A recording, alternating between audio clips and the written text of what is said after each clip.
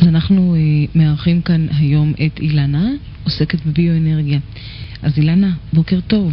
בוקר טוב. מה שלומך? מצוין. אנחנו נאמר בוקר טוב למאזינה הראשונה, בוקר טוב לך. בוקר טוב. שושנה, בוקר טוב. בוקר טוב לך, מה נשמע? מצוין. בת כמה את? אני בת 56. 50. אנחנו הולכים להבחן אותך, אוקיי? כן.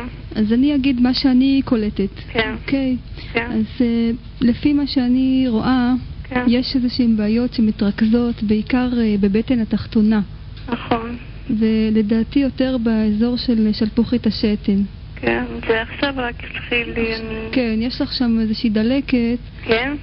כן, לדעתי, כן. כן, כן. לפי האבחון שלי, כמובן שאת כן. יכולה לעשות את הבדיקות הקונבנציונליות. אוקיי, כן. כן. זה יכול להתבטא בצריבה בשתן, או הליכה מרובה למתן שתן. כן.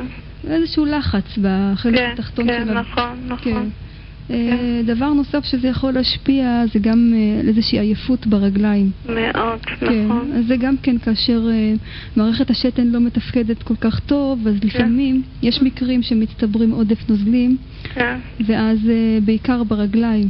נכון. איך שאני רואה אצלך, וגם הברכיים. כן, בדיוק, נכון, כן. נכון, אז כן. כמובן שיש עוד דברים שאני רואה, קצת בעיות בעיכול.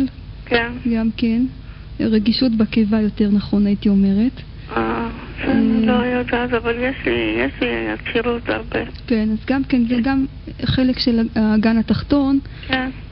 הוא חלש, אנרגטית, וכדאי לטפל.